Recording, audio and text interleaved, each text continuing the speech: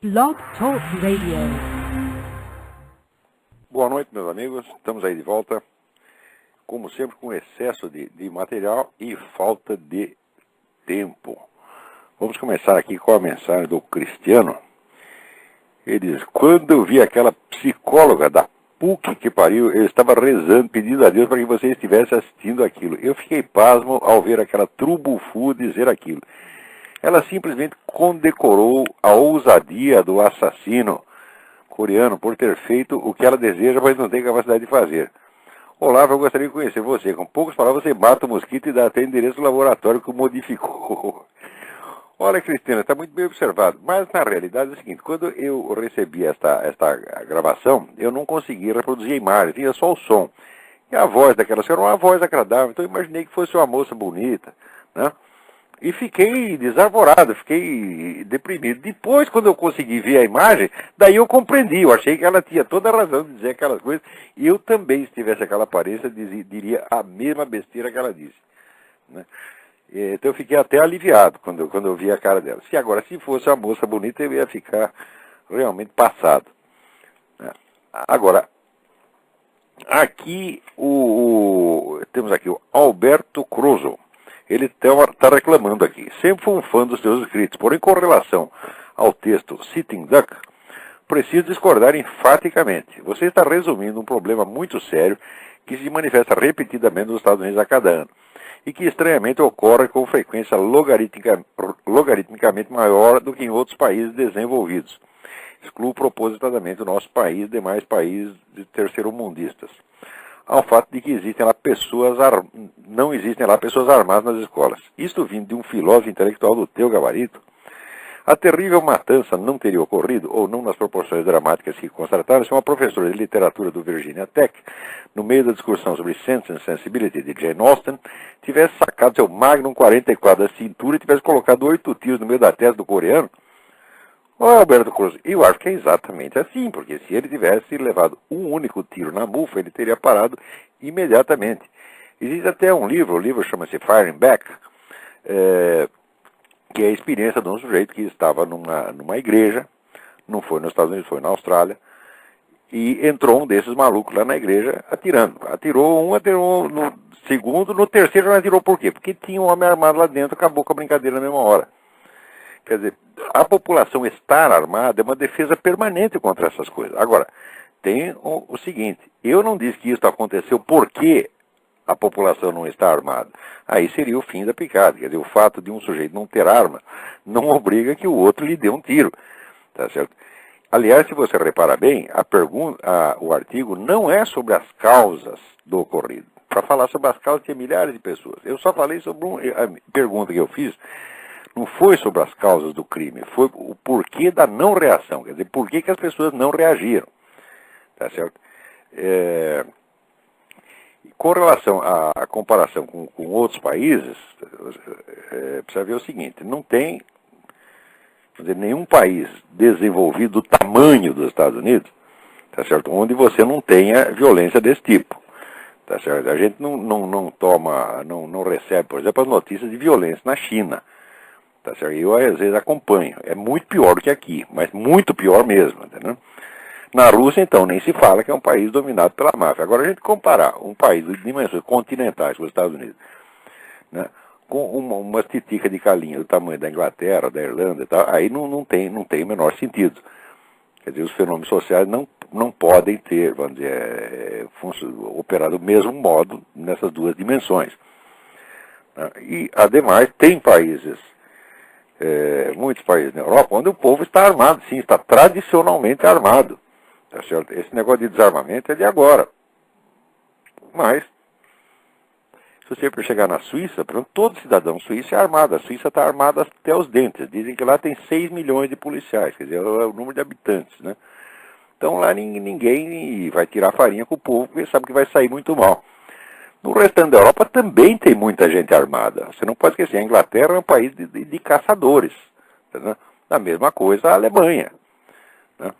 Então, recentemente houve na Inglaterra esse negócio de desarmamento e a criminalidade aumentou barbaramente. Mas é claro, qualquer ladrão, eu tenho experiência pessoal, tá, de ver entrar ladrão na minha casa e o fato de eu estar armado salvar a minha vida. Eu já sei como é que é isso.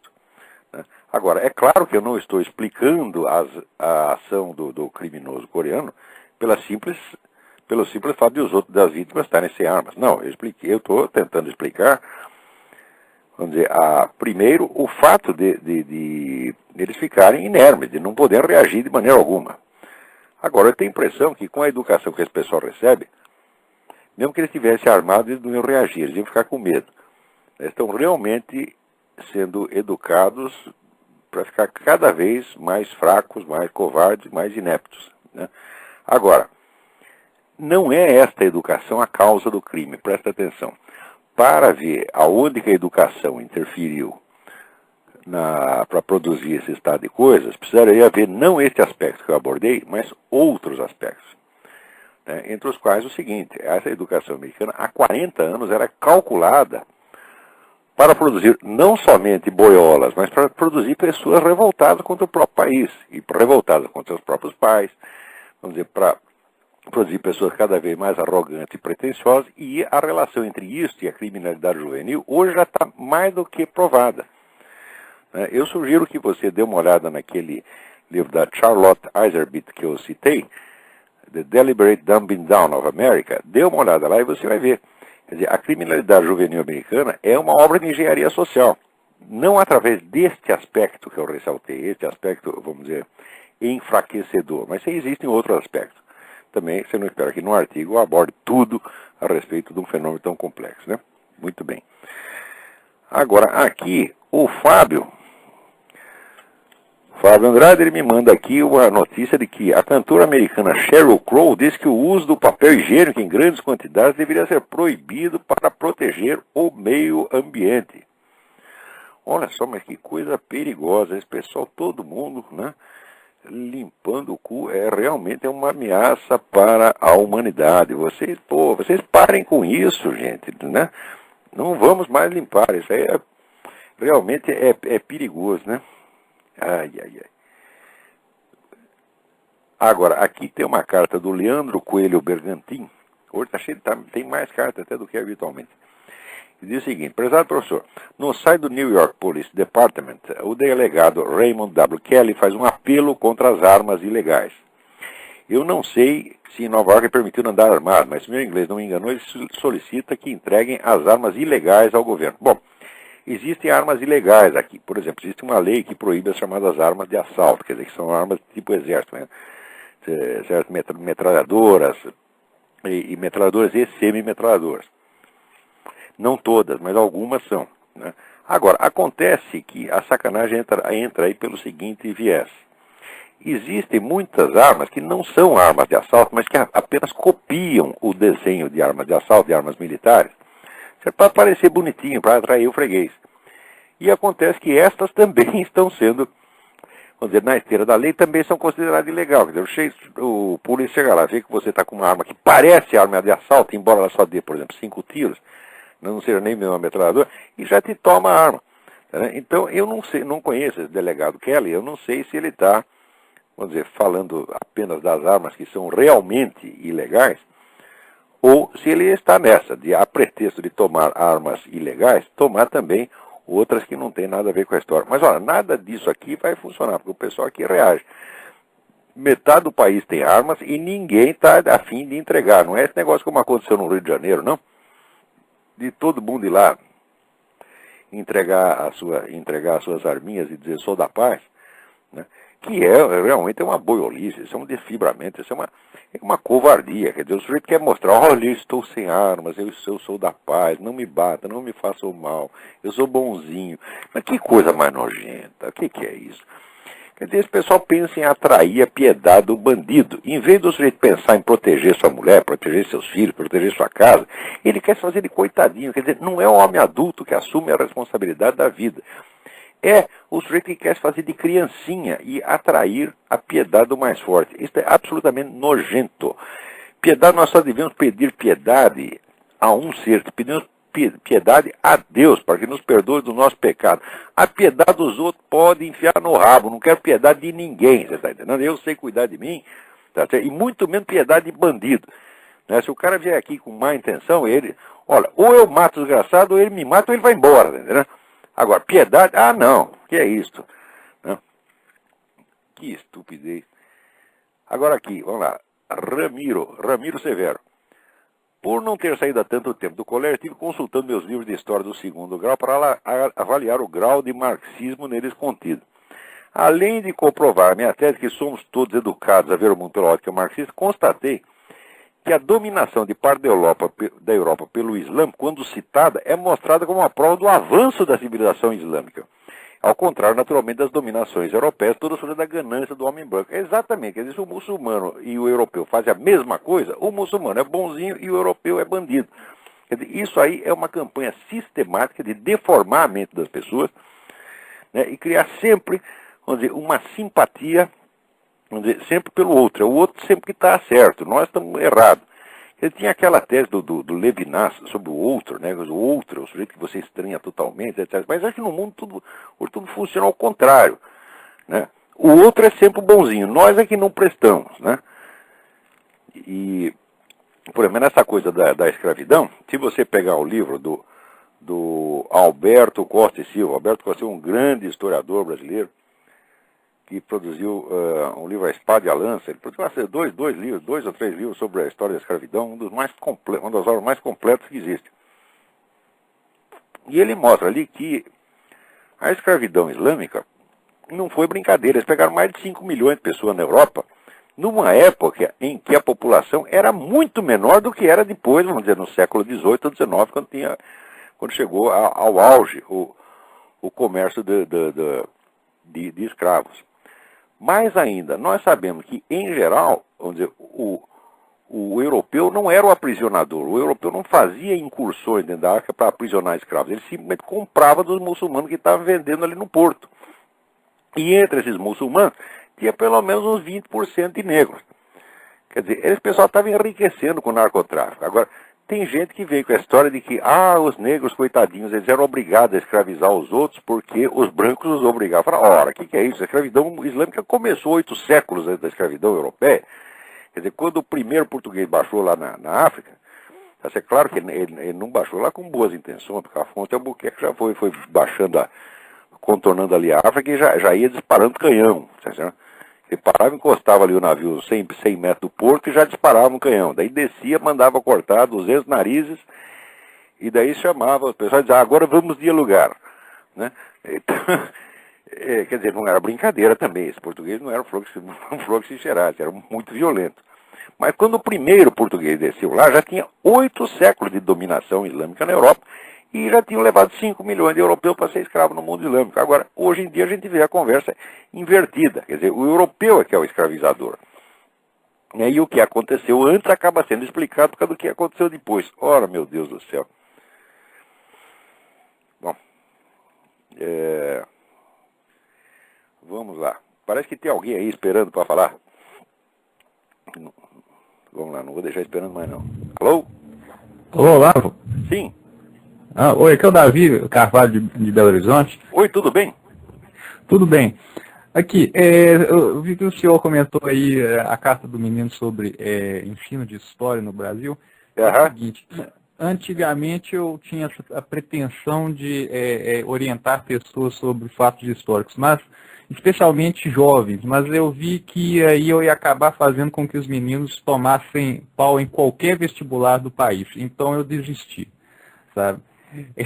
Pois é, porque o próprio vestibular já é usado como instrumento de padronização ideológica. Você tem que responder direitinho o que esse filho da puta quer que você responda. Você tem que responder a mentira que eles querem. Aí eu fiquei realmente muito sentido assim, não posso ensinar isso pro menino porque ele vai tomar pau no vestibular, não tem jeito. Se você ensina, por exemplo, isso que nós estamos falando agora, se você mencionar, vamos dizer, esse fato histórico, vamos dizer, imenso da escravidão islâmica na Europa, né? Você toma pau só pelo fato de você saber isso. Quer dizer, você é obrigado a ser ignorante. Ignorante que nem os caras querem que você seja. Quer dizer, esse pessoal da universidade está moldando os outros a imagem semelhante à sua própria ignorância. Então, quer dizer, ignorância obrigatória. Isso é um crime monstruoso. Quer dizer, a universidade brasileira, o ensino brasileiro todinho é apenas crime organizado. E agora vem esse governo com essa palhaçada desse montão de recursos, de dinheiro, eu não sei como é que chama esse plano, plano de PAC educacional, né? É o PAC da educação. E isso tudo é uma palhaçada, esse negócio de investimento em educação. Olha, para melhorar a educação no Brasil, a coisa é muito simples. Primeiro, você tem que formar a elite intelectual. Tá certo? Você não vai conseguir educar um país assim em menos de uma geração. Então você tem que formar uma elite para que ela tenha um efeito irradiante. Você tem que formar primeiro os professores, para depois você formar os alunos. Tá certo? E não é formar um montão de professores de uma vez. Não, você tem que formar os melhores com o nível mais alto que você possa. Um país se começa assim, você formando uma elite intelectual no mais alto plano que você possa. E daí a coisa vai espalhando para o restante da população e vai impregnando naturalmente. Você nem precisa de botar muito dinheiro, não. Porque quem quer educação vai atrás dela. Tá certo? Nunca faltou quem quisesse educação e quem conseguisse reunir os recursos para isso. Você viu a universidade medieval, foi criada por quê? Foi criada por algum governo? Não, foi criada pelos alunos. Eram pessoas que se reuniam e se cotizavam e quando não tinha dinheiro pedia para os outros, as pessoas davam. Aliás, aqui na América, até hoje, tá certo? Dinheiro para educação, todo mundo dá. Qualquer sujeito milionário, você chega lá e diz, olha aqui, fundei uma escola, não sei do que, para precisar de dinheiro. O sujeito assina o cheque e te dá. Agora, no Brasil não é todo mundo mão de vaca. É mão de vaca porque ele não quer dar o dinheiro, ele quer que o governo roube o dinheiro dele. Né? Assim como a esmola. O sujeito pede a esmola, me dá R$2 aí para tomar uma pinga. Você não dá R$2 para o sujeito tomar uma pinga, você dá 20 para o cara da ONG tomar 10 pingas, né? Pagar o aluguel da sala, pagar a conta de telefone, né? Dá dinheiro lá para as amantes dele e tal, e o que sobrar vai pro coitado do mendigo. Quer dizer, vai sobrar o quê? 2 centavos de pinga, porra. Né? Pois é. Assim não dá. Outra coisa, esse pessoal do movimento gay, eu já vi que eles não vão poder contar com o Clodovil. Não pode mesmo. O Clodovil é um mistério. E tem um vídeo no YouTube, chama Clodovil é vaiado pelo movimento gay. É o seguinte, o Clodovil está discursando com o pessoal, e aí ele comete pelo menos 4 heresias na frente do pessoal. Primeiro ele fala de Deus. Ou seja, primeira heresia, né? E aí ele diz que Deus, inclusive que o fato dele ser deputado, ele considera como um chamado de Deus. Ou seja, não pode, coisa ruim. Não pode, né? Isso é proibido, é proibido. Outra Você tem coisa, que ser deputado por tesão anal, por fé religiosa não pode. Tá certo? Porque é sagrado no Brasil o tesão anal. Né? O sujeito está lá porque ele quer dar para os outros deputados. Se ele dissesse isso, ele seria um herói. Como ele diz que é por fé religiosa, então ele é um bandido. Ora, meu Deus do céu. Segunda heresia, ele diz que não faria parte da parada gay porque ele não sente orgulho de ser gay, e sim de ser o que é. O que é óbvio, né?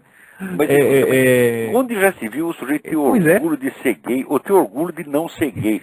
O sujeito ter orgulho do tesão, vai pra merda. Isso é o que a Bíblia chama os pensamentos da carne e do sangue. Isso é o pior que existe na humanidade. O sujeito tem que ter orgulho das suas obras, do bem que ele fez. E não do tesão que tem, meu Deus do céu. Se o sujeito quer comer a mulher do vizinho, por exemplo, ele é heterossexual. Ele vai ter orgulho disso? Você está vendo o dia inteiro de pau duro, dizendo, olha aqui, eu sou o gostosão. Isso é tão primário, tão animal, que o sujeito fala essas coisas de apanhar. Certo? Pois é. A terceira heresia que ele falou orgulho machista são as coisas mais imbecis que tem.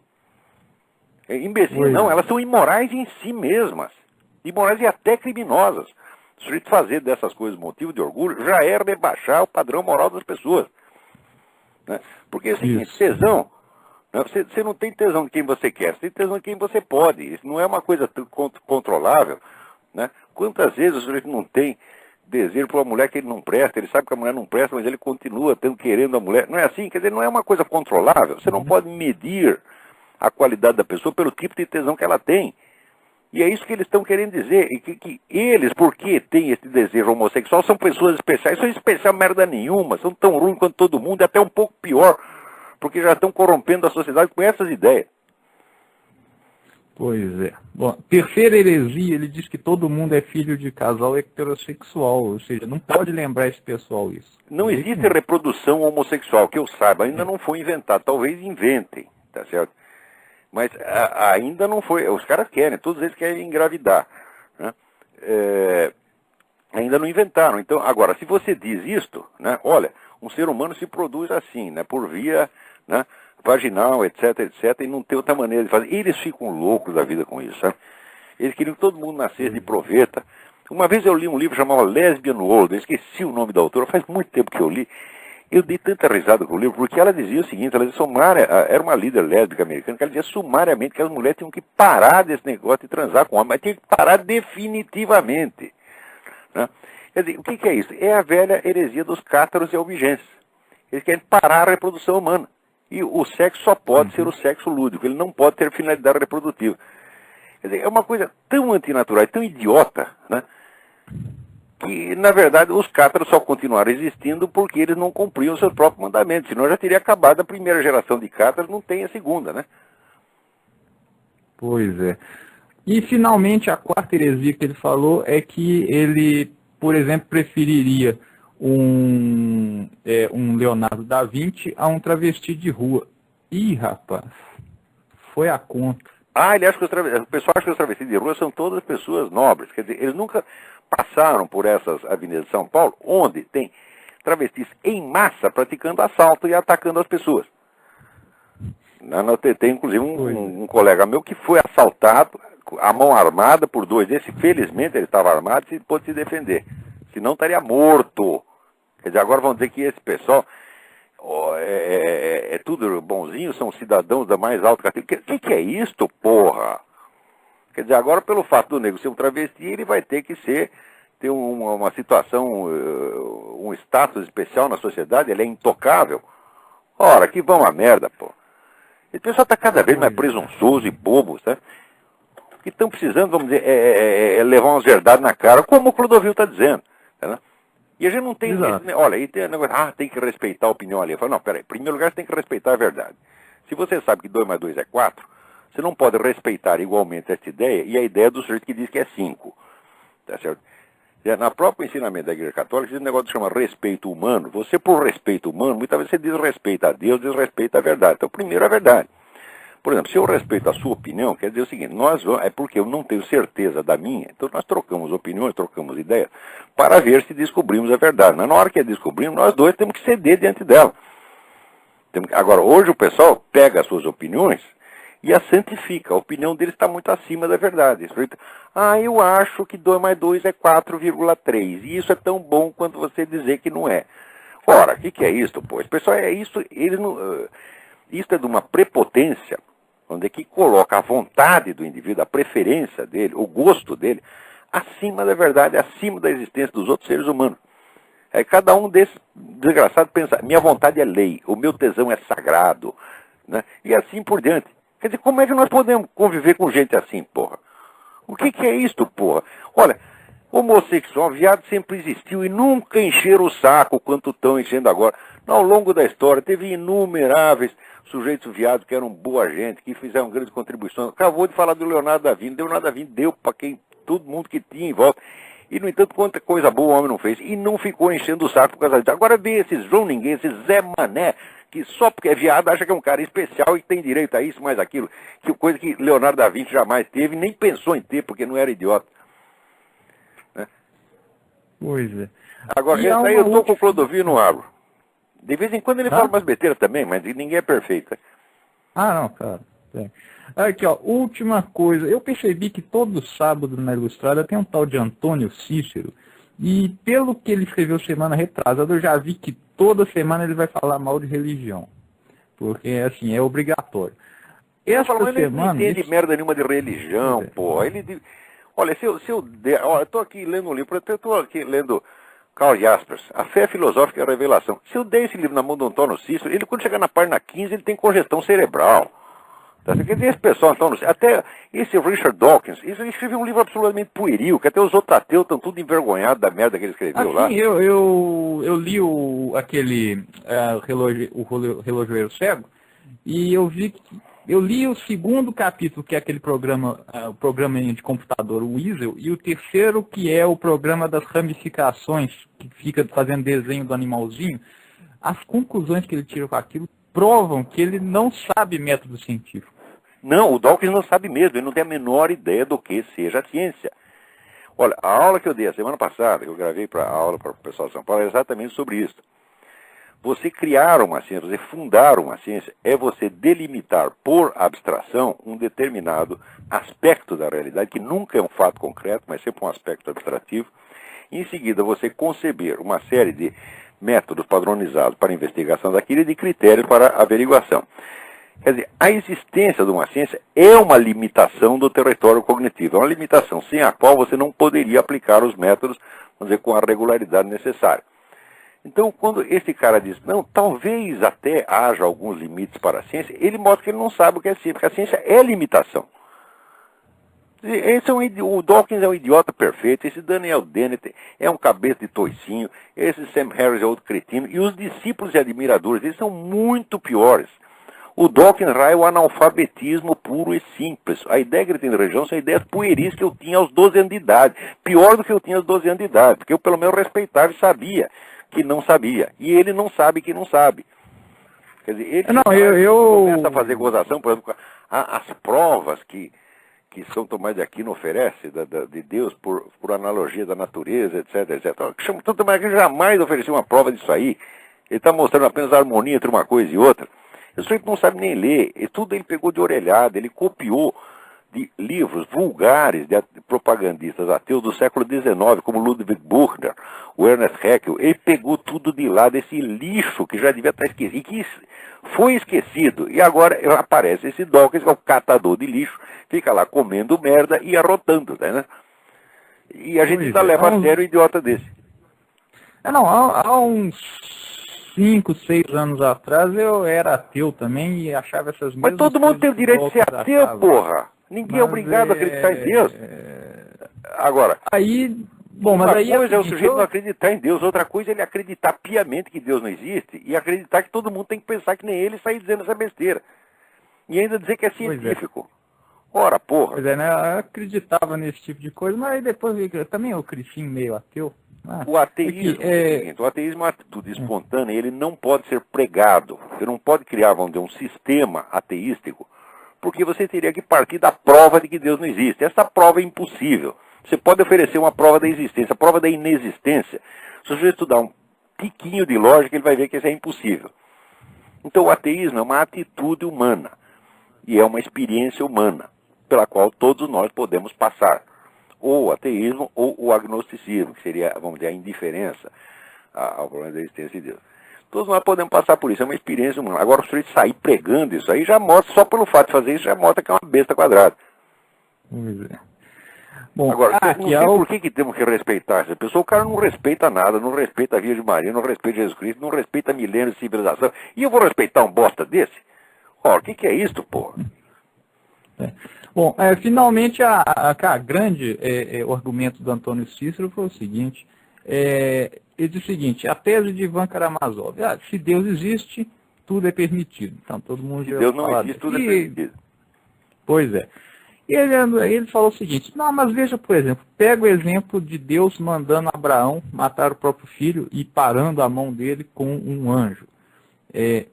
Se Deus manda o cara matar o filho, e aí o cara vai matar o filho, então, logo, se Deus existe, tudo é permitido, porque ele mesmo, Antônio Cícero, não mataria. Quer dizer, Antônio Cícero é melhor que Deus. No fundo, o raciocínio dos caras é este. O Deus da Bíblia era violento, cruel, eu sou bonzinho, eu sou um exemplo para a humanidade, sigam a mim. É isso que eles estão dizendo. É um raciocínio tão pueril, tão bobo. Né? Quer dizer, primeiro, existem alguns séculos de exegese só desta cena, só de interpretação desta cena do Antigo Testamento, já escreveram milhares e milhares e milhares de páginas. Se o cara procurar a patrística grega, a patrística latina, está tudo lá. Mas ele não é capaz, porque o cara não lê nem grego nem latim, muito menos tem cabeça para entender o que está escrito lá. Então começa a punhetar, sabe, interpretações gratuitas, pueris, coisa de menino.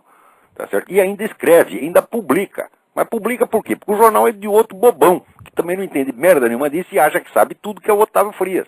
Que porque ganhou um dinheiro do pai dele, acha que sabe alguma coisa. O Brasil é assim, o sujeito nasceu com uma conta bancária privilegiada, ele acha que é gênio. Todo mundo é assim. Tá certo? Se for pobre, ele é vítima ele é um gênio e vítima da sociedade. Agora, se for rico, né, ele é o gênio, é o guru, tem que ensinar todo mundo. Ninguém tem um pingo de vergonha na cara, de humildade, tá certo? De respeito pelo conhecimento. Tá certo? Por exemplo, se você quer falar da doutrina da Igreja Católica, a doutrina da Igreja Católica está consolidada numa série de livros que se chama a Patrística Grega, a Patrística Latina e mais as atas dos concílios e os decretos papais. Soma tudo isso, dá alguns milhares de páginas, tem gente que passa a vida estudando isso. Não digo que você precisa ler tudo, mas pelo menos alguma coisa você tem que ter ideia. Essa pessoa nunca leu nada. Eu duvido, eu aposto, eu dou um livro de Santo Tomás de Aquino, eu dou aqui a Suma contra os Gentios, tá certo? Que é curtinha, não é que nem a Suma Teológica, é mais curtinha do que a Suma Teológica. Para o Antônio Cícero, eu duvido que ele atravesse vivo esse matagal de silogismos. Ele não entende. Ele não tem capacidade para isto. Nem ele, nem nenhum desses vagabundos que estão opinando. Ora, porra! Oh, meu Deus do céu. Ora, eu tenho uma época na minha vida que eu fui jornalista de economia. E escrevi um monte de besteira sobre economia, que era um assunto que eu não entendia nada. Mas eu fiz isso porque eu era obrigado, entendeu? Era o meu emprego. Então, eles me botaram na sessão de economia, eu falei, não, mas eu não entendo disso. Os caras falaram, não tem importância, se vira aí. Eu fiz isso durante 2 anos. Eu morro de vergonha até hoje, eu saí de lá prometendo que eu nunca mais ia escrever sobre um assunto que eu não entendia. E nunca mais vou responder, e nunca ia responder o que eu não sei. Quando eu não sei, eu digo, não sei. Agora, esse pessoal, eles sentem que tem obrigação de ter opinião sobre tudo, e que nós temos pior, nós temos obrigação de ouvir a porra da opinião. Porque, olha, eu acho que assim, a liberdade de expressão é concomitante e correlativa à liberdade de não ouvir a expressão do outro. Se você quer falar, pode falar, só que eu não vou ouvir, eu viro as costas e vou embora. Né?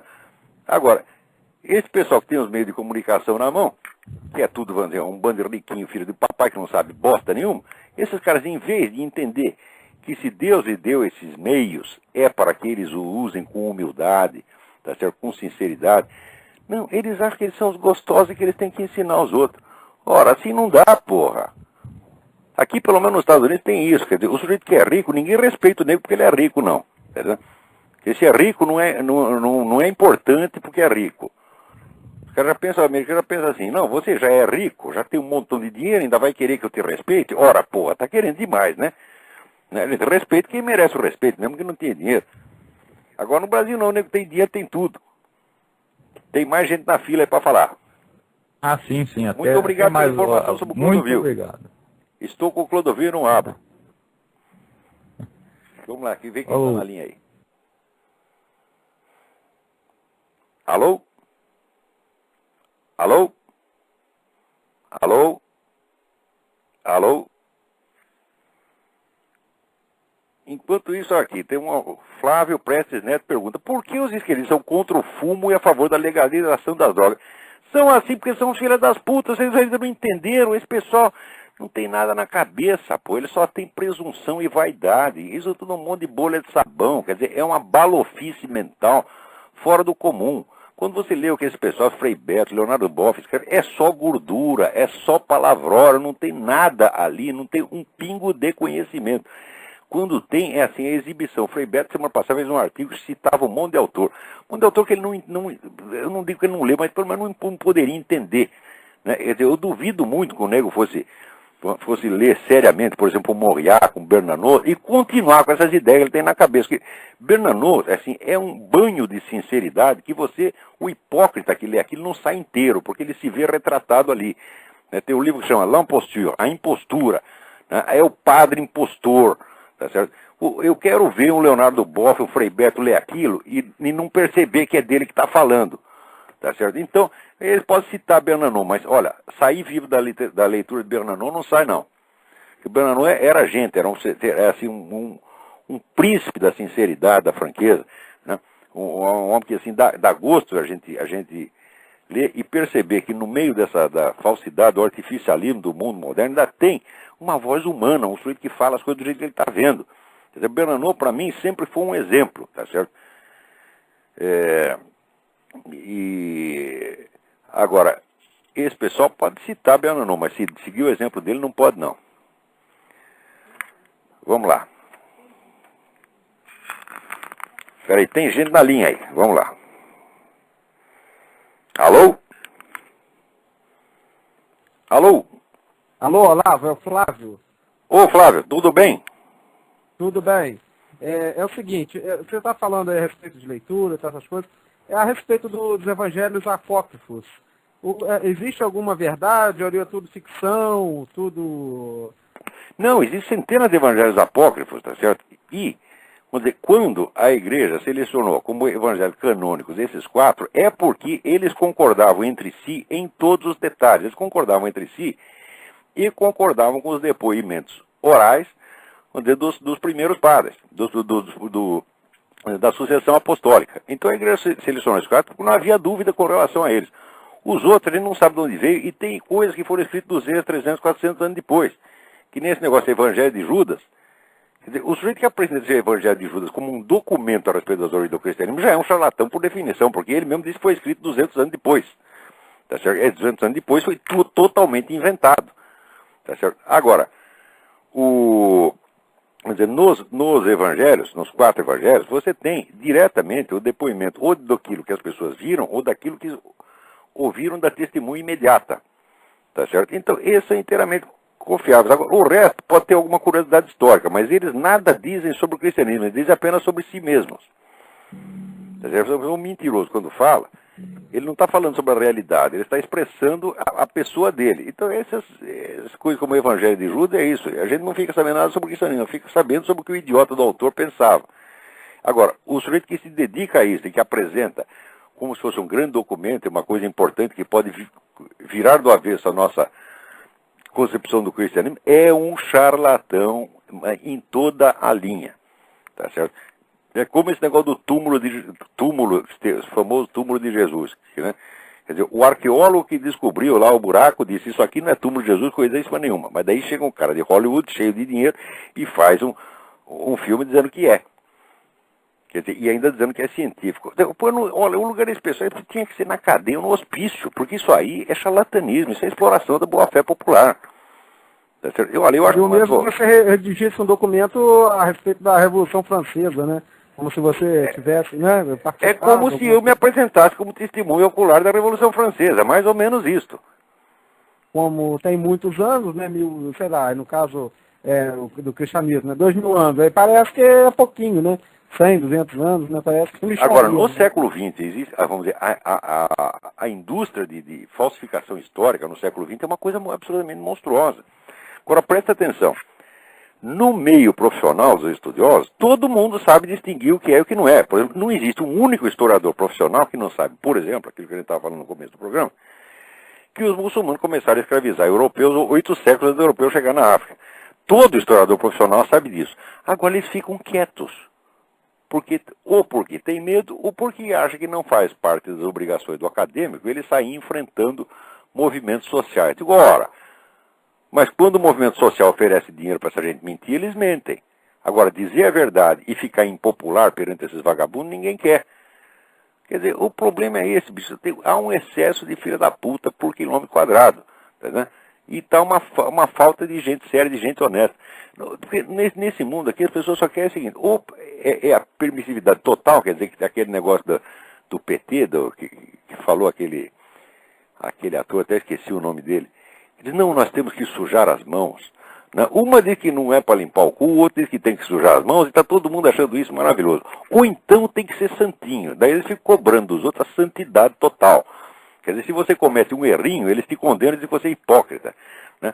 Então, o que eles não admitem, vamos dizer, é a simples moralidade humana, de você ter a sinceridade, ter aquele mínimo de honestidade. Você não precisa ser santo, não. Tá certo? Mas, este mínimo eles não aceitam. Quer dizer, eles só admitem duas hipóteses. Ou tem que ser o santo total, tão santo que não existe, mais santo que Jesus Cristo, ou então pode ser tão sem vergonha quanto eles mesmo. Quem é que não vê que isso é loucura, porra? Tudo quanto é morbidamente exagerado, tudo quanto é desproporcional, é loucura. Eu não entendo por que continuam prestando atenção no que esses caras dizem, entendeu? Olha, existe uma resposta que é a resposta infalível para tudo. Essa resposta diz assim, vai tomar no cu. Isso é a resposta que a maior parte das ideias em circulação merece. Né? E olha que já é muita coisa. Olha, vai tomar no cu. São 4 palavras. Dizer 4 palavras em resposta a um sujeito desse já é excesso de caridade. Com relação à questão do espiritismo, que isso aqui no Brasil agora existe alguma verdade, alguma mentira, esse negócio Os fenômenos espíritas existem. Os fenômenos, muitos daqueles fenômenos acontecem efetivamente, você já tem próximo, não todos, evidentemente, mas alguns são. Quanto às doutrinas, eu acho que são exageradas. Tá certo? Eu acho que são muito exageradas, mas é apenas uma opinião minha. Eu sei distinguir entre o que é conhecimento, eu sei distinguir quando eu estou transmitindo conhecimento e quando eu estou transmitindo apenas uma opinião minha. A minha opinião, enquanto tal, não vale mais que a de ninguém. Agora, se eu disser para você que 2 mais 2 é 4, daí tem valor absoluto. Tá certo? Agora, no caso, isso é apenas. Eu não conheço as doutrinas com a extensão suficiente para opinar a respeito. Eu tenho a impressão de que são exageradas. Pela pequena experiência que eu tive a respeito, porque tem um tempo que eu fui o repórter da revista Planeta. Tá certo? Então a gente entrevistava extraterrestre, conversava com fantasma. e nesse tempo, evidentemente, eu andei lá algumas sessões espíritas. Tinha uma grande amiga minha, falecida, Dona Elsie do Bugras. Dona Elsie é uma senhora inglesa que morava no Brasil e ela era Relações Públicas do Além. Tá, e ela era espírita para danada, né? E ela vinha contando umas coisas extraordinárias. A gente via que muitos dos fenômenos eram reais, mas daí tirava umas conclusões que eu já achava um pouco aberrantes. Mas achava e acho, é apenas achismo. Aí não leve muito a sério a minha opinião nesse ponto. Quando eu estudar o assunto melhor, eu digo para você. No livro do René Guénon, O Erro Espírita, ele dá uma certa demonstração da impossibilidade da reencarnação como regra, não como exceção, a partir das doutrinas hindus. Me parece que ele está certo. Quer dizer, o fenômeno da reencarnação pode até acontecer, mas não é uma coisa, vamos dizer, normal, é muito menos uma lei da evolução universal, porque já mistura espiritismo com evolucionismo, com teosofismo, com socialismo e faz aquela merda, tá entendendo? Então, mas olha, note bem, eu não sou autoridade no assunto. Sim. Muito obrigado. Obrigado eu. Tem mais alguém na linha? Vamos lá.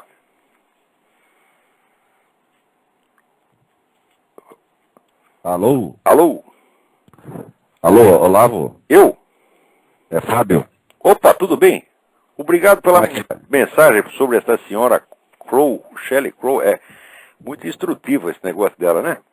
Eu tô ficando preocupado já, né? Pois é. Porque eu sou um criminoso que, além de tudo, usa água de vez em quando, né? Pois é, não pode, isso aí não. Tá poluindo aí o universo, pô. Parar com isso. Eu conheci, antigamente, no Rio de Janeiro, tinha um guru, né, desses gurus meio ecológico, meio naturista, que ele dizia que quando o cidadão está espiritualmente equilibrado, o cocô dele é puro e imaculado, então não tem que limpar mesmo. Quer dizer, se o sujeito tem que limpar, é porque ele está espiritualmente desequilibrado. Olha, eu não estou brincando, o sujeito dizia isto. Bom, e eu ouvi tudo sem uma reação. Você não acreditaria, vamos dizer, a minha circunspecção verdadeiramente britânica. Eu ouvi tudo aquilo sem dar um sorriso. Eu fui rir lá na esquina. Na hora eu fiquei quietinho. Mas, então, eu estava lendo Tinha bastante perguntas, mas tem uma que é bem curiosa. Fizeram uma pesquisa e parece que o povo brasileiro é o povo mais preocupado com a sua própria beleza. Beleza estética, né? Aquela coisa assim da sua aparência, né? Queria que você comentasse um pouco disso. Pois é, agora você acha que todo mundo tem a obrigação de ser bonito, tem que ir para o spa, tem que não sei o quê. Olha, a minha teoria é o seguinte: a beleza está na forma, nas linhas da pessoa, quer dizer, é uma coisa com que ela nasce e que ninguém pode lhe tirar. Agora o pessoal acha que beleza é o acabamento, é o enfeite. Né? Eu digo, se a mulher precisa de tudo isso é porque já não está muito bonita, não, porque se estivesse bonita, podia estar descabelada, se fosse bonita, podia estar descabelada, mal arrumada, e você ia perceber a beleza dela. Você pega, por exemplo, né? Pega aí sei lá, Sharon Stone, qualquer outra, e põe do lado dessa psicóloga que falou aí na televisão sobre o crime. Né? Você enfeita bastante a psicóloga e desarruma completamente a Sharon Stone e olha bem para as duas e vê se você não percebe alguma diferença. Né? Agora esse pessoal fica cuidando da beleza porque não tem, porque beleza não precisa ser cuidada. Você pode cuidar da higiene, você pode cuidar, vamos dizer, da arrumação exterior. Mas olha, isto, como diz a minha filha, né? Bonitinha é feia arrumada, né? Então vai ficar tudo bonitinha. É o máximo que elas vão conseguir. Tá entendendo? E vai ser uma merda, né? Agora, o fato é o seguinte, o Brasil é afortunado nesse aspecto, porque tem muita mulher bonita aí. Né? Quando eu morava no Rio de Janeiro, eu ficava besta, passava pela praia e falava, como é possível? Né? Quer dizer, é um povo pobre, povo humilde e tal, mas tem tanta mulher bonita. Né? E os caras já ficam reclamando da vida. Oh, que é isso, porra? Não, mas é interessante que parece-me, né, até por causa da minha própria profissão, que o brasileiro ele não deseja o belo, né? Na sua, por exemplo, não, ele quer só o moderno e enfeitado. É aquele negócio aqui. O que destruiu a cidade do interior do Brasil? O prefeito que chegava lá e tinha aquelas casinhas do tempo da colônia, né? Aquele coreto no meio da praça e tal. Ele destruía tudo e enchia tudo de pastilha para ficar moderno. Isto simplesmente liquidou com a cidade do interior do Brasil. Ficaram todas horrorosas, porque queria parecer bonitinho, queria parecer moderno. Quer dizer, a pessoa não tem... Eles destroem a sua própria noção estética. A noção estética é inata no ser humano. Anos atrás houve uma pesquisa que mostrava que bebês recém-nascidos conseguiam distinguir as pessoas bonitas das pessoas feias, pelo simples da simetria e harmonia. Agora esse pessoal destrói o seu senso de simetria e harmonia e fica botando o modernoso no lugar, tá certo? E daí por isso começa a ir pro spa e não sei o quê. Oh, meu Deus do céu. Você imagina assim, por exemplo, a Sharon Stone, se ela engordar um pouco, criar um pouco de barriga, né? E se aquela dona lá emagrecer, você acha que vai resolver alguma coisa? Ora, porra, não ter feiura não tem conserto, minha, é só nascendo de novo. E você acha que tu tá feio? Então faz, morre, nasce de novo, pede pra Deus pra você reencarnar, ou então aguenta a sua feiura, trata de ter alguma outra qualidade. Porque tem tanta mulher feia encantadora, né? Tem tanta gente tão simpática, tão gracinha, tal, que você esquece que a mulher é feia, pô. Ora, que há? E vou sair eu dando lição de beleza por aí? O que é isso? Porra, eu nunca precisei de beleza coisíssima nenhuma, porra. Mas parece que hoje, né, eu vejo bom, nas próprias pessoas, no relacionamento social e profissional, e se o fulano for um pouco desarranjado, o layout um pouco ruim, né, e gordo principalmente, é quase que uma doença. Mas eles acham isso, mas tem tanta gordinha bonita, meu Deus do céu. Hã? O meu filho casou com uma, eu tenho tanto orgulho daquela menina, ele era aquela gordinha maravilhosa, né? Que coisa, que eles confundem gordura com feiura. Ah, meu Deus do céu, porque não sabe mais o que é beleza mesmo. Quer dizer, na busca pelo... Eles confundem beleza com saúde, saúde com juventude, né? Juventude com moda. É uma confusão mental muito grande. Agora temos que voltar ao princípio, quer dizer, a percepção natural e imediata e instintiva da beleza. Todos nós nascemos com isso. Isso é um dom maravilhoso de Deus, nós não podemos perder. Tá certo? Eu, graças a Deus, eu nasci com isso em dose tripla. Eu era hipersensível à beleza e à feiura. Eu, quando via pessoas feias, eu era criança, eu ficava triste, eu ficava deprimido. E se chegar uma pessoa bonita, eu imediatamente me animava, começava a pular, a contar história, né? E até hoje eu sou mais ou menos assim. Olha, se tiver gente feia, não manda aqui não, entendeu? Não adianta dizer que vai passar no spa primeiro, porque no spa vai ficar pior ainda, porque é feiura enfeitada. Não adianta, né? Não adianta. Não tem mudando de... Oi? Não tem. Você vê, agora uma coisa que eu reparo aqui nos Estados Unidos, por exemplo, até os anos 50 e 60, eles sabiam escolher as atrizes e atores pela verdadeira beleza. Tinha cada tipo, assim, pareciam deusas, né? E os caras pareciam uns tipos angélicos, superiores, né? De repente, isso é um bando de mulher medíocre, feiosa, né? Querendo parecer bonita. É uma coisa muito feia isso aí, pô. Por quê? É porque os feios têm inveja dos bonitos. Eu nunca tive inveja de gente bonita. Eu aprecio, eu gosto de ter gente bonita em volta. Homens e mulheres, eu gosto que seja todo mundo bonito. Se for feio, a gente tolera, né? Trata de esquecer, mas eu não vejo por que ter inveja e querer, né? Eu vou querer agora impor o meu padrão, vou dizer, não, eu tenho que aceitar o meu padrão acima, eu tenho que ser mais bonito do que o Alain Delon, aqueles atores dos anos 50, Alain Delon, Robert Taylor, né? William Holden, eram uns caras bonitos pra caramba, né? Vou querer eu concorrer com os caras, vou ficar com inveja fazendo uma cuba pra eles ficarem feios, que porra é essa? Mas é interessante. Mudando de assunto, o Brasil vive agora parece que uma limpeza aí no judiciário por conta do jogo. Do quê? Alô? Acho que saiu do ar. Não saiu, não. Estou aqui ainda. Então continue, porque eu não entendi o que você estava fazendo. Por conta do quê? A Polícia Federal tem feito algumas operações e colocado muita gente na cadeia, principalmente do judiciário, né? A impressão que se tem é que existe uma eficiência na justiça, na polícia, enfim.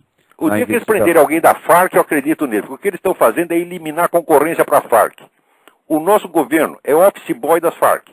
A Farc ele amansa, deixa todo mundo em liberdade e fica prendendo os concorrentes. Aqueles pequenos quadrilheiros, aquelas narcotraficantes antigos, está pondo tudo na cadeia. Né? Eles e os juízes que eles compraram, o delegado que eles compraram, e o que está fazendo? Está abrindo o terreno para a Farc entrar e dominar tudo. Quer dizer, então aparentemente está melhorando, não está melhorando, quer dizer... Está piorando muito, muito, muito, porque eu prefiro que tenha 10 quadrilhas pequenas do que ter uma monopolizando tudo, porque essa uma vai ter, além de ter o dinheiro, vai ter um poder político extraordinário, porque está sob a proteção do nosso governo. O nosso governo tem acordo assinado com a Farc no Foro de São Paulo, acordo de proteção mútua, acordo de solidariedade mútua. A Farc já é o maior fornecedor de cocaína no Brasil. E ainda não quer ter nem concorrente pequeno, quer mandar em tudo. E o nosso governo serve para isto. E ao fazer isto, ainda se faz, vamos dizer, de moralista. Diz que está, limpando o terreno. Ele está limpando que nem essa dona aí, essa dona Crow aí da fazenda. Está limpando uma conversa. Quer dizer que agora, está acabando com a concorrência. O governo está fazendo exatamente isso. Claro. Está abrindo o território para a Farc. Então a prisão... prender um cara da Farc e mantiver na cadeia, porque às vezes um delegado não sabe qual é a ordem de cima, e por engano ele prende o nego da Farc, tá entendendo? Daí logo se agita aquela petezada toda, como é que nós vamos soltar o cara, vamos fazer um manifesto, e vamos seguir. Já pôr o cara na rua no dia seguinte, porra. Agora, se prender o cara lá, traficante lá do Espírito Santo, de São Tomé das Letras, da puta que eu pariu, esse fica na cadeia. Porque tudo isso é uma palhaçada. Essa prisão de bicheiros, que parece ser uma moralização, na verdade é o contrário. É simplesmente eliminação de concorrência. Olha, esse de fato é o governo mais ladrão que tem. E eu quero fazer uma nota de rodapé. Qualquer palavra que eu tenha dito outrora a favor do senhor Roberto Mangabeira Unger fica cancelada e sem efeito. Eu disse besteira. Tá certo? Esse homem não presta. Tá? Você não presta, porque o sujeito que vai pedir desculpa ao Lula, ele vai se humilhar em troca de um carguinho no governo que ele mesmo chamou de corrupto. Tá? Seu Mangabeira, se eu encontrar o senhor, só não lhe dou a cuspida no olho, porque o senhor usa óculos e não vou acertar o seu olho. Mas é o que o senhor merece. E o mais interessante, ele suprimiu do site dele todos os artigos onde ele pedia o impeachment do Lula. Pois é, isso aí, não tem vergonha na cara mesmo. Isso aí, esse cara é assim, para não se falar mais dele, esquecer. Olha, eu li alguma coisa do Mangabeira Unger. Não existe uma linha de análise da realidade. O Mangabeira, ele não é um cientista, ele é um profeta e um forjador de mundos. Ele só tem um projeto do mundo melhor. Eu acho que o mundo melhor, eu acho que o mundo seria muito melhor se não tivesse tanta gente tentando melhorá-lo. Sobretudo os Mangabeiras Unger. Se o Mangabeira Unger ficar quieto, o mundo vai melhorar instantaneamente. Tá certo? Eu já me comprometi a não falar de assuntos que eu não estudei, não encher o saco de ninguém. E, mais ainda, qualquer escrito meu de juventude, tá certo? Usem para fazer aquilo que a dona Sally Crow diz que não é para fazer. Só serve para isto, porque eu também escrevi besteira quando jovem só escreve besteira, tá certo? Então, graças a Deus, eu não publiquei nenhum livro, é só artigo, jornal, essa coisa toda. Eu poupei à humanidade os meus livros de juventude. Tá certo? Agora, o seu Mangabeira Unger devia poupar a humanidade de todas e quaisquer palavras que saiam do cérebro maligno dele. Faça um apelo ao seu Mangabeira Unger. Cale a boca, fique quieto. Saia de campo, vai cuidar da sua vida. Mind your own business, como dizem os americanos. Vai cuidar da sua vida. Tá certo? Porque da nossa, o senhor já viu o que o senhor é capaz de fazer. Quer dizer, o senhor vende a sua opinião para um cargo no governo. O senhor não tem vergonha. Peraí, tem mais gente na fila aí. Tudo bem, Olavo. Até mais, então. Obrigado pela participação e um abraço. Até a semana que vem. Até a semana que vem. Alô? Alô? Alô? Alô? Sim, quem está aí? Quem está na linha? Alexandre. Tudo bem, Alexandre? Tudo ótimo. Olavo, eu queria te fazer uma pergunta. Na verdade, eu queria algumas dicas, ou talvez até mesmo um método, porque tem uma coisa que meio que me desespera, assim. Se eu quero pesquisar alguma coisa, é uma dificuldade tremenda você encontrar informação do que realmente marcou o debate, do que realmente fez diferença, do que realmente é importante e do que é lixo. Mas, porque, olha, por exemplo, isso que você está dizendo, habilitar a pessoa a procurar a informação e obter a informação correta, isso é a essência da educação e isso é o que não existe no Brasil. Quer dizer, o que existe aí é um modo de seguir, você alimentar as pessoas com informações irrelevantes ou falsas. Né? Quer dizer, a noção de história que eles dão é assim, se compõe ou de fatos que não aconteceram de maneira alguma ou de fatos que não têm importância nenhuma. Isso é a educação que eles dão. Agora, quando você precisa da coisa substantiva mesmo, você não encontra. Você tem toda a razão de se queixar.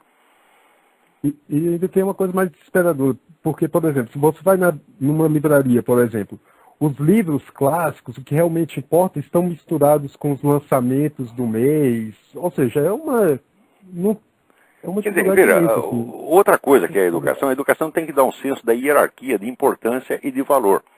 Aí eles não dão, eles misturam, tu faz uma mixórdia total, e você, eu estou me aprimorando agora, eu estou lendo Shakespeare e Paulo Coelho. Eu digo, assim não dá, porra, ou Shakespeare e Chico Buarque.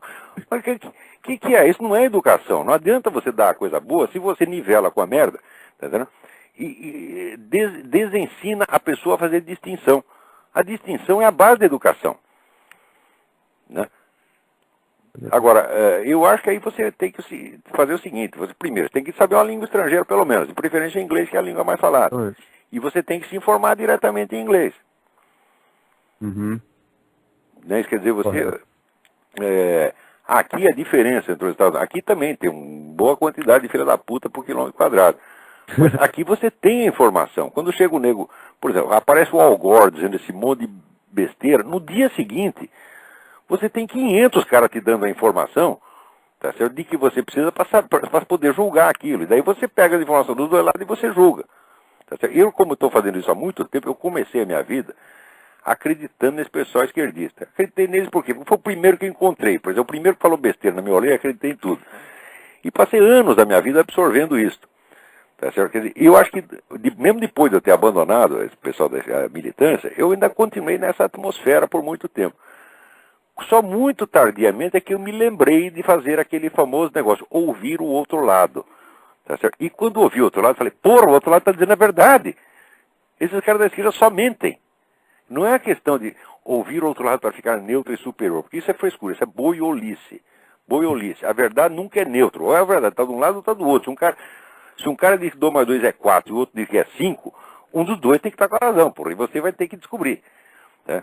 A gente nunca sabe de antemão, então a gente tem que ouvir os dois lados com justiça e com paciência e com igual receptividade, mas para descobrir a verdade. E a hora que descobre a verdade, você pega o cara que diz que 2 mais 2 é 5 e manda calar a boca. Né? Agora, isso é a base da educação. Quer dizer, se é para saber como as coisas não são, não precisa estudar. A gente estuda para saber como é que são. Agora, quando o pessoal começa a dizer, não existe verdade, cada um tem a sua opinião, nós temos que respeitar todas as opiniões, isso é barbarismo. Eles falam isso porque eles sabem que isso dissolve a inteligência humana. Ora, você só ouve, por exemplo, se você diz, não existe verdade objetiva, cada um tem a sua opinião. Espera um pouquinho, se você está dando uma opinião a respeito da minha opinião, quer dizer que você conhece a minha opinião. E se você conhece a minha opinião, então algo você pode conhecer objetivamente. Se fosse verdade que não existe verdade, que tudo é opinião, não dá nem para você conhecer a opinião do vizinho, porra. Quer dizer, o que o pessoal está falando é é o peido oral, você está entendendo? Não presta atenção nessas coisas, mas não gaste seu tempo com essas coisas, vai estudar coisa séria, entendeu? Olha, faz aquele programa dos Great Books, do Mortimer J. Adler. Eu comecei minha vida fazendo isso e não me arrependo. Se você pegar essa série dos Great Books, não digo que você precisa ler naquela edição, mas se você pegar o livro do Mortimer Adler, que é How to Read a Book, né, como ler um livro, que saiu em edição, não saiu uma edição pela editora Guanabara, outra edição pela Faculdade da Cidade, tem traduções aí no Brasil. Você pegar ali e seguir a receita do Adler durante os 4 anos, você obtém uma formação superior muito melhor que qualquer faculdade brasileira, pública ou privada, vai te dar, porque as duas são pagas, na verdade. A pública até paga mais caro porque o imposto é mais alto. Não tem nenhuma faculdade que cobra 40% do que você ganha. Mas o imposto cobra 40% do que você ganha. E ainda diz que é educação gratuita. Puta merda. Bom, então, olha, te recomendo 3 coisas. Você pega isso aí, pega o livro do Carpo, História da Literatura Ocidental, você vai num sebo, procura. Agora diz que a Top Books vai editar de novo. Espero que sim, espero que consiga. A História da Literatura Ocidental. Lê a História da Literatura Ocidental e lê os livros que o Carpo recomenda lá. Tá certo? E lê o livro do Frederick Copleston na História da Filosofia e lê os livros que o Copleston recomenda. Feito isso, isso é a sua educação. Isso foi a minha. Eu comecei fazendo isso na minha vida. Não me arrependo até hoje. Agora, queria ver esses vagabundos, todos esses palpiteiros no Brasil fazer isso. Não tem formação. Tá certo? Eu tenho formação por quê? Porque eu fugi da escola e fui para casa estudar. Tá certo? Porque na escola só tinha maconheiro, agitador, filha da puta. Tá entendendo? Era só isso que tinha. Eu falei, aqui eu não vou aprender nada, eu vou aprender na minha casa. Então, olha, aqui o nosso tempo está acabando. Aliás, está acabando? Não, já acabou. Estamos invadindo aqui o espaço do Blog Talk Radio. Então, muito obrigado a todos e obrigado sobretudo ao Blog Talk Radio. Adoro esse Blog Talk Radio. O que eles estão fazendo é maravilhoso. Então, vamos em frente. Até a semana que vem. Muito obrigado.